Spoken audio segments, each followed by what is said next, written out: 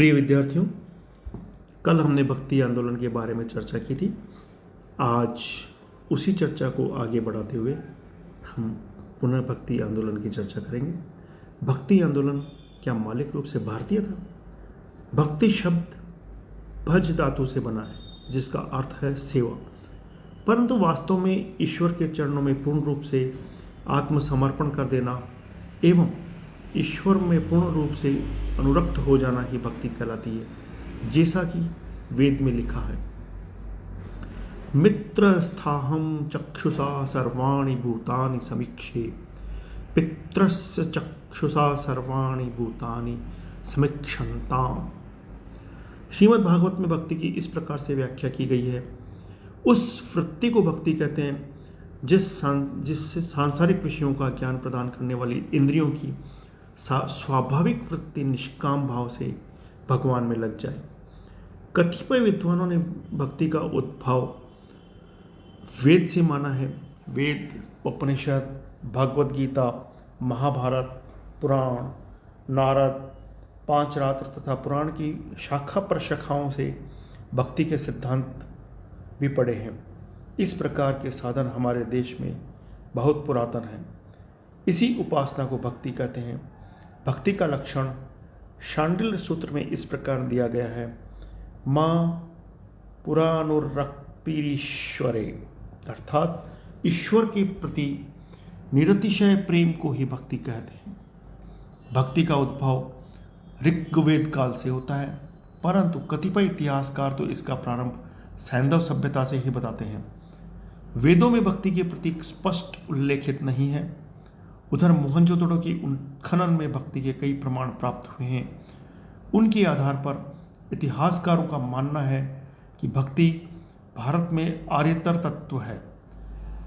वैदिक ग्रंथों में मूर्ति पूजा का उल्लेख कहीं प्राप्त नहीं है, केवल विभिन्न देवी देवताओं की स्तुतियां अवश्य प्राप्त हुई हैं। संभवतः उन विभिन्न देवी देवताओं की उपासना का माध्यम यज्ञादि ही रहे होंगे।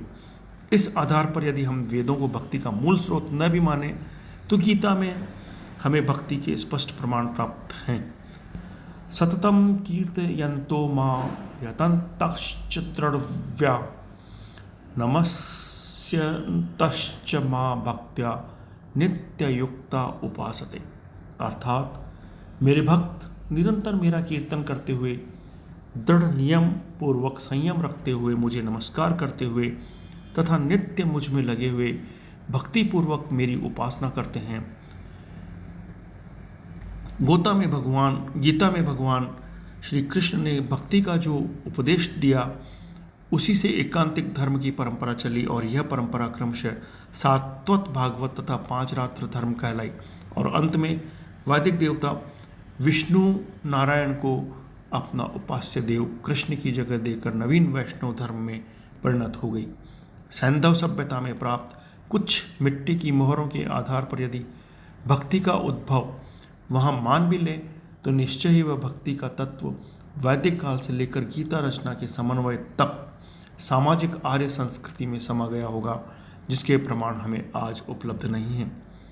गीता के समय भक्ति की परंपरा उत्तर भारत के साथ साथ दक्षिण भारत में भी रही।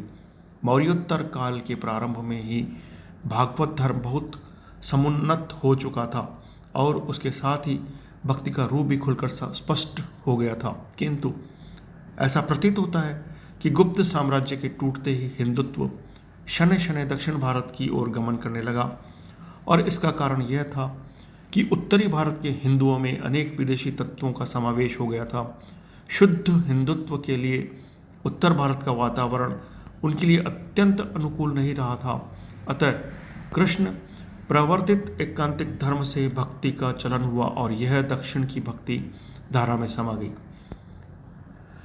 दक्षिण भारत में 9वीं सदी से 12वीं सदी तक चोल वंश का शासन रहा। इनके शासन काल में यह भक्ति धारा दिनों दिन प्रबल होती रही और इसका श्रेय आलवार संतों को जाता है। उसके नेता थे नाम आलवार।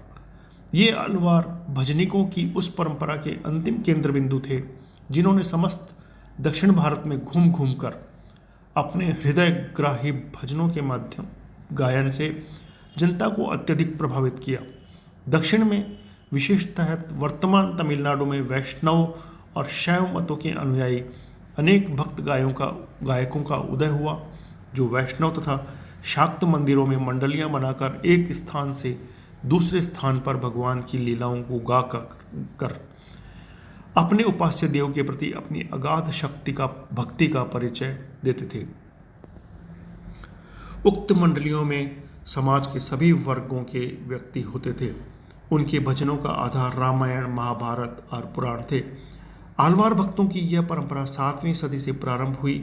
उन भक्तजनों ने अपनी कोमल ग्रहस्पूर्ण प्रेममयी वाणी द्वारा जनता में एक ऐसी सगुण ईश्वर भक्ति का प्रचार किया जो अत्यंत कृपालु और दया के सागर हैं और जिनके अनुग्रह को केवल प्रेम द्वारा ही प्राप्त किया जा सकता है।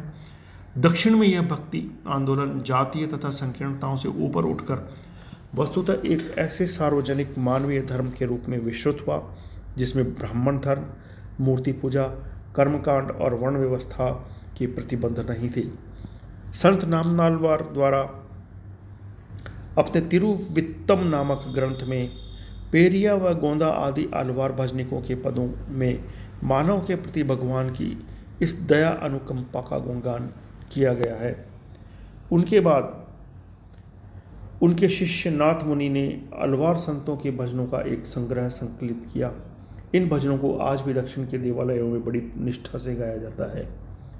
नाथ मुनि तिरुचिरापल्ली के श्रीरंगम में निवास करते थे और उन्होंने भजनों के 4 संग्रह तैयार करवाए थे। प्रत्येक प्रबंध में 1,000 पद थे। भक्त प्रवर नाथ मुनि के उपरांत उनके पुत्र यामुनाचार्य हुए, जो विशिष्टाद्वैत संप्रदाय के प्रवर्तक माने जाते हैं। उनके मत का व्यापक प्रवर्तन उनके अनुज प्रख्यात वैष्णवाचार्य रामानुज ने किया।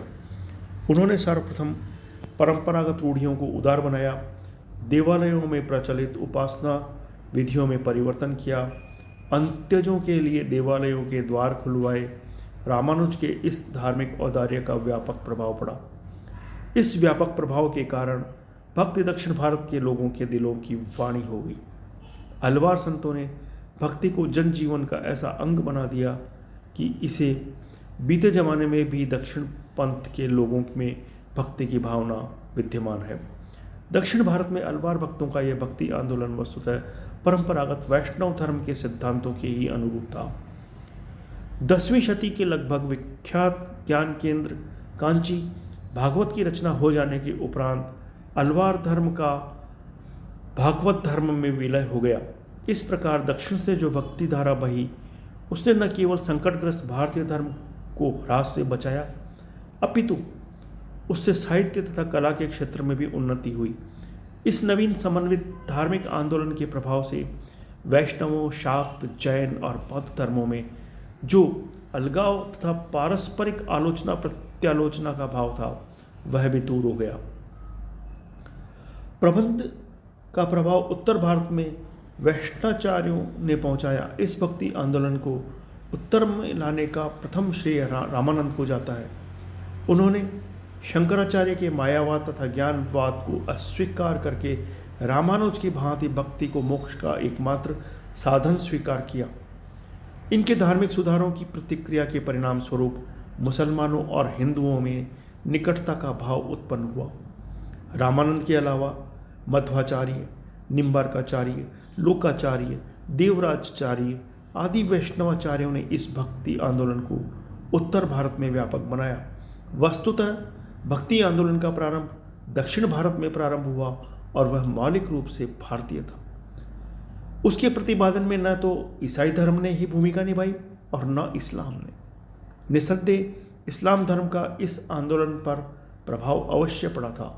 दक्षिण से प्रारंभ होकर इसके उत्तर में आने के प्रमाण में हम भागवत पुराण का एक श्लोक इससे पूर्व उद्धत कर आए हैं, शेष यहाँ उद्धृत करते हैं, जिसका उत्तर में विकसित होना भी स्पष्ट हो जाता है।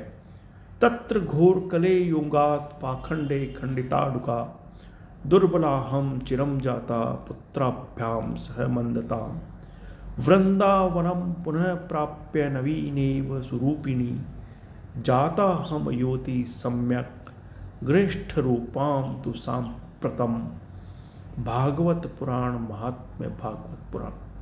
अर्थात वहाँ घोर कलयुग में मलेच्छों के संपर्क से पाखंडों द्वारा खंडित अंग वाली मां दुर्बल होकर बहुत दिनों तक पुत्रों के साथ मंदता को प्राप्त हो गई। फिर वृंदावन पहुंचकर संप्रति नवीन स्वरूपिणी युवती और सम्यक प्रकार से सुंदर हो गई। वस्तुतः स्पष्ट है कि भक्ति आंदोलन का उद्भव तमिल प्रदेश में हुआ। प्रबंध मूल से तमिल भाषा में ही रचे गए थे। उन पर टीकाएं बाद में वैष्णव आचार्यों ने लिखी थी, परंतु इसके पूर्ण संस्कृत रूप का विकास भागवत धर्म के मूल स्थल वृंदावन में ही हुआ, जिसको दक्षिण के कई संत आचार्यों ने अपनी उपासना भूमि बनाया। धन्यवाद। इसकी आगे हम अगली कक्षा के अंदर चर्चा करेंगे।